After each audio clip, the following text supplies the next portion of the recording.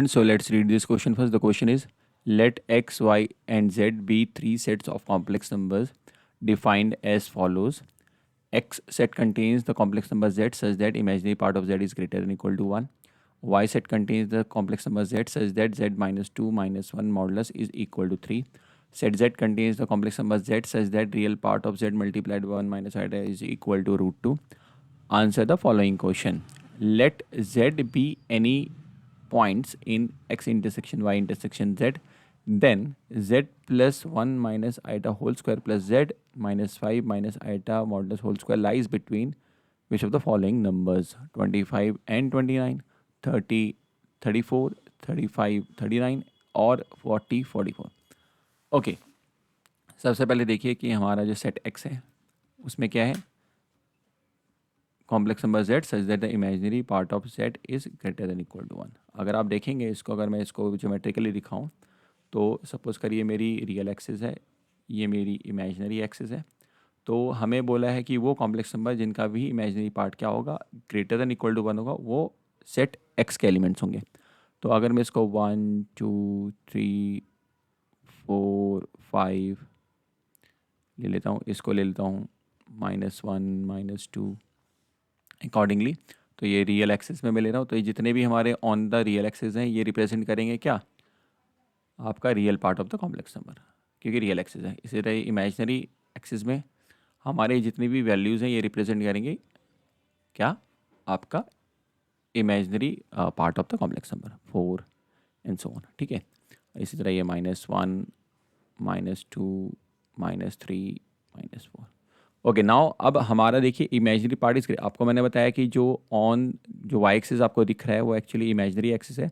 तो उसमें imaginary part होगा कॉम्प्लेक्स नंबर का. तो इमेजिनरी पार्ट हमारे ग्रेटर देन इक्वल टू 1 होता है. अगर हमारे वो कॉम्प्लेक्स नंबर चाहिए तो जितने भी कॉम्प्लेक्स नंबर इस रीजन में लाई करेंगे, ये हमारे रीजन में जितने भी कॉम्प्लेक्स नंबर हैं ये सब के सब रिप्रेजेंट क्या कर रहे हैं, वो कॉम्प्लेक्स नंबर जिनका इमेजिनरी पार्ट क्या है, ग्रेटर देन इक्वल टू 1 है ना. देखिए ये 1 था, 2 3, तो जितने भी ये हमारे जितने भी कॉम्प्लेक्स नंबर आएंगे इस रीजन में हमारे क्या हो जाएंगे, उनका imaginary part greater than equal to 1 हो जाएगा.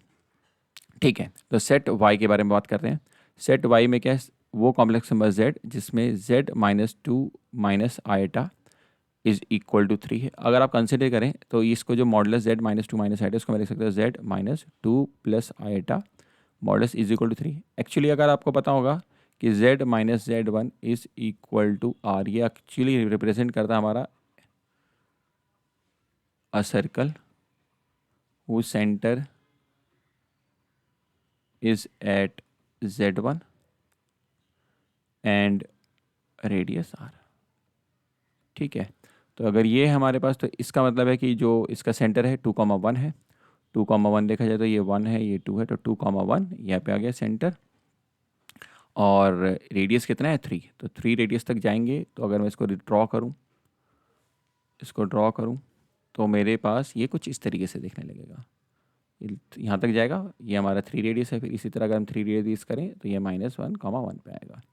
तो ये हमारा एक सर्कल हुज रेडियस इज, ऐसे करके हमारा एक सर्कल आ जाएगा. ओके, सो ये सर्कल है हमारा जिसका रेडियस 3 है. तो इसके ऊपर सर्कमफ्रेंस के ऊपर जितने भी पॉइंट्स होंगे वो एक्चुअली सेट y के एलिमेंट्स होंगे. ठीक है, सर्कल, क्योंकि जो भी, तो ये सर्कल एक्चुअली क्या करता है, जितने भी इसके सर्कमफ्रेंस के ऊपर पॉइंट्स हैं, जितने भी कॉम्प्लेक्स नंबर्स हैं, वो सेट y के एलिमेंट्स हैं. ठीक है, लास्ट हमारा जो z दिया हुआ है, कैपिटल Z, वो दिया हुआ है कॉम्प्लेक्स नंबर z जिसका रियल पार्ट किसका, z multiplied by 1 minus iota कितना हो, हमेशा इक्वल टू √2 हो. तो अगर आप देखा जाए तो पहले मैं निकाल लेता हूँ, z को अज्यूम कर लेता हूँ, let z be x plus iota y.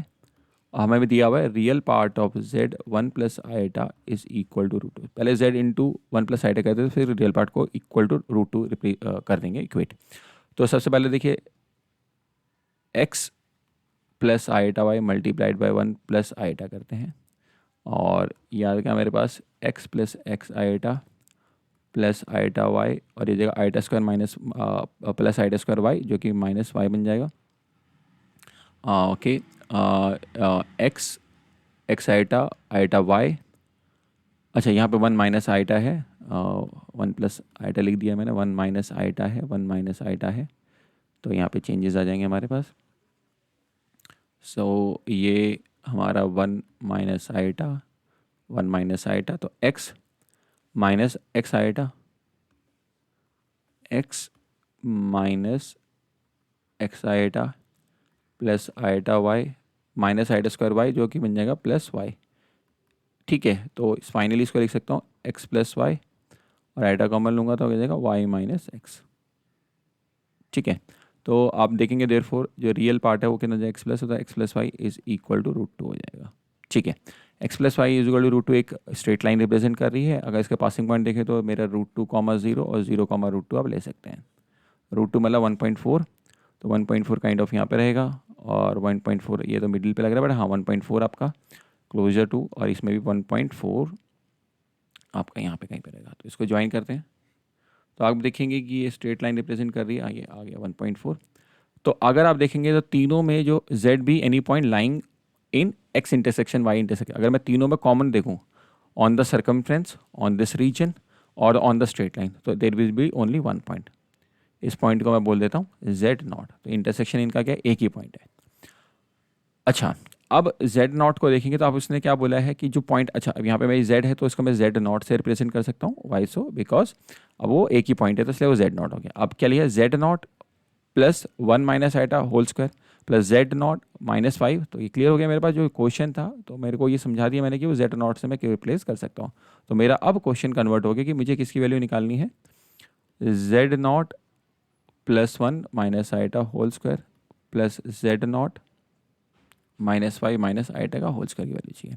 अगर आप इसको ध्यान से देखेंगे तो ये एक्चुअली रिप्रेजेंट कर रहा है, देखिए जेड नॉट। अच्छा पहले तो देखिए 1, इसको मैं लिखूँ जेड नॉट माइनस, तो हो जाएगा -1 प्लस आइटा इसको whole square plus z not, इसमें भी नेगेटिव कॉमन लो तो 5 प्लस आइटा इसका होल स्क्वायर। अच्छा 5 प्लस आइटा एक्चुअली 5,1 है, वो एक्चुअली ये पॉइंट है 5,1। और अगर देखा जाए तो पहला पॉइंट -1,1 वो ये वाला पॉइंट है -1,1। अच्छा अब मुझे ध्यान से देखेंगे तो ये चीज़, पहले तो देखिए ये डायमीटर है, ये point on the circumference of the circle है। अगर ये point on the circumference of the circle है तो मैं ये जो मेरा बनेगा, मैं दिखाता हूँ आपको, ये वाला जो पार्ट बनेगा मेरा, ये एक्चुअली एक हमारा पता है angle on a semi circle क्या होता है, हमेशा 90 डिग्री होता है। तो अगर मैं इसको दिखाऊं तो ये एक्चुअली एक ऐसे करके एक राइट एंगल ट्राइंगल बन जाएगा। क्या चीज़, ये जो रिप्रेजेंट कर रहा है ये एक्चुअली रिप्रेजेंट कर रहा है, अगर मैं इसको पॉइंट्स को नाम दूँ, जेड नॉट को पॉइंट को नाम दूँ, अगर मैं सपोज करिए इसको ए, इसको बी, इसको सी बोल देता हूँ। सो इन दैट केस जो मेरा ए बी सी एक राइट एंगल ट्राइंगल है, क्योंकि angle in the semi circle, क्योंकि बी सी मेरा डायमीटर है। तो जो ए बी का स्क्वायर होगा ये एक्चुअली रिप्रेजेंट कर रहे हैं यहाँ पे, ये मेरा रिप्रेजेंट कर रहा है ए बी का स्क्वायर, ये रिप्रेजेंट कर रहा है मेरा ए सी का स्क्वायर। वो किसके बराबर होगा, हमारा बी सी स्क्वायर के बराबर होगा। अच्छा बी सी निकालना चाहें तो बी सी स्क्वायर जो निकालेंगे तो आपका डिस्टेंस बिटवीन 5,1 और -1,1, तो अगर आप इसको सॉल्व करेंगे तो कितना हो जाएगा, 5 + 1 का होल स्क्वायर और उसका होल स्क्वायर है ना, तो 1 - 1, तो कितना हो जाएगा तुम्हारा फाइनली जो हो जाएगा तुम्हारा ये हो जाएगा बी सी अंडर में स्क्वायर, तो अंडर हट जाएगा तो हमारा फाइनली हो जाएगा 6 स्क्वायर, जो कि कितना हो जाएगा 36। क्लियर हो गया, 36 is the final answer for this question. So अब वो लाइक इसमें करेगा किसी हो जाए, ऑप्शन 3 जो है हमारा करेक्ट ऑप्शन हो जाएगा। So option 3 is the correct option बच्चों। I hope you understood it well, best of luck.